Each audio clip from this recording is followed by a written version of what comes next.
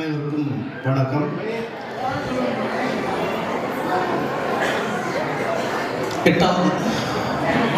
எட்டாவது பள்ளி ஆண்டு விழாவிலே பெற்றோர்கள், பள்ளி மாணவர்கள், கல்வி அதிகாரிகள்,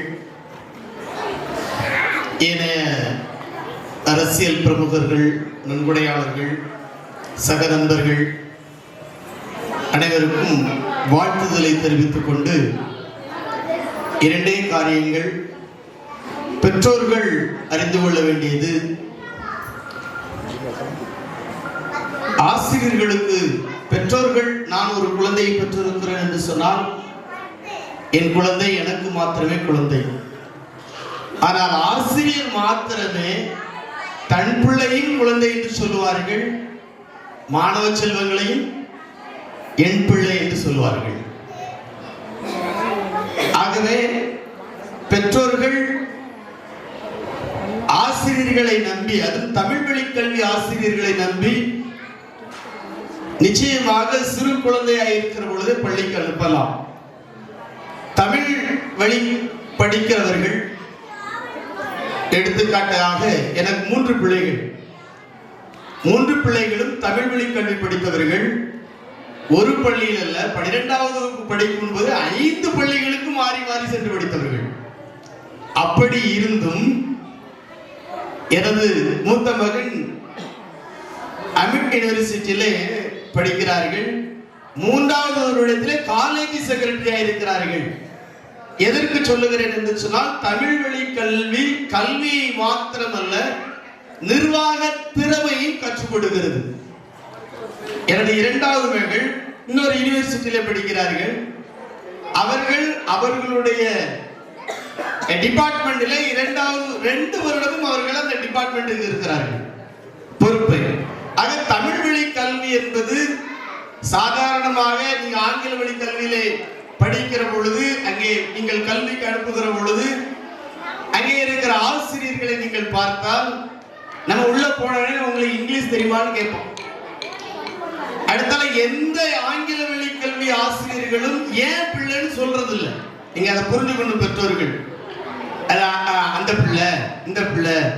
ஆனால் தமிழ் வழி கல்வியிலே மாத்திரமே மட்டும் என்னுடைய பிள்ளைகள் என்று ஆசிரியர்கள் பிள்ளைகள் மீது நல்ல ஒரு பற்றுதலோடு இருக்கிறார்கள். ஆகவே பெற்றோர்கள் தமிழ் வழி கல்வியை விரும்பி அருகாமையில் இருக்கிற பள்ளிக்கு உங்கள் குழந்தைகளை அனுப்பி, முன்பதாக சகோதரர் பேசியது போல தலைவர்கள், கல்வி தலைவர்கள் காமராஜர் என்றும், ஆன்மீக தலைவர் ஐயா பசும்பொன் முத்துராமலிங்க தேவர் ஐயா என்றும், ஒழுக்கத்தின் தலைவராக அரசியல் தலைவராக கற்கனையும் நீங்கள் முன்வைத்துக் கொண்டால், அதையே ஆசிரியர் பெருமக்களும் குழந்தைகளுக்கு கற்றுக் கொடுத்தால், இந்த அவல நிலைகளுக்கு தம்முடைய பிள்ளைகளை ஒழுக்க நெறிக்கு ஏற்றவாறு நடத்தும்படியாக அருமையான ஒரு கருத்தை சொன்னார்கள்.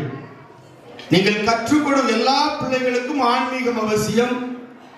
அந்த ஆன்மீகத்திலே எனது 2 கண்கள் என்று சொல்லக்கூடிய தேசியமும் தெய்வீகமும், 2 கண்கள் என்று சொல்லக்கூடிய பசும்பொன் முத்துராமலிங்க தேவரையாவை கற்றுக் கொடுங்கள். கல்வியிலே கல்விக்காக உதவி புரிந்த திரு காமராஜர் ஐயா அவர்களை கற்றுக் கொடுங்கள். ஏழ்மையின் சிகரம் எப்பொழுதும் எங்கே இருந்தாலும் எப்பொழுதும் பார்க்க வேண்டிய, பழக வேண்டிய அதிகார தத்துவத்தில் இருந்த கக்கன் அவர்களை கற்றுக் கொடுங்கள். இங்கே வந்த பிள்ளைகள் எல்லாற்றிலும் ஒன்றை அறிவேன், எல்லோருமே பிரதமர்கள். எப்படி சொல்றேன்னு நினைக்கிறீங்க? எல்லாருமே பிரதமர்கள். நம்முடைய பாரத பிரதமர் மாத்திரம்தான் நன்றி வணக்கம் அப்படின்னா. இங்க வந்த அத்தனை மாணவர்களும் வருங்கால பிரதமர்கள்.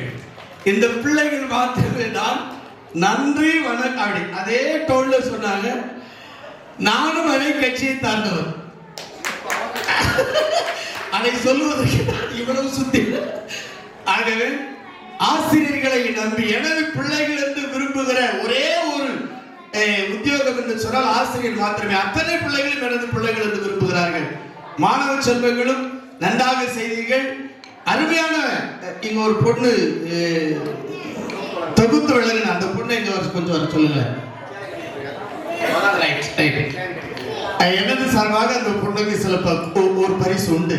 இந்த மிக திறமையான குழந்தை, இப்படி திறமையான குழந்தையை பெற்றெடுத்த ஆசிரியர்களுக்கும் பெற்றெடுத்த பெற்றோருக்கும் வளர்த்தெடுத்த ஆசிரியர் பிறந்தவர்களுக்கு நன்றி கூறி விடைபெறுகிறேன். நன்றி வணக்கம்.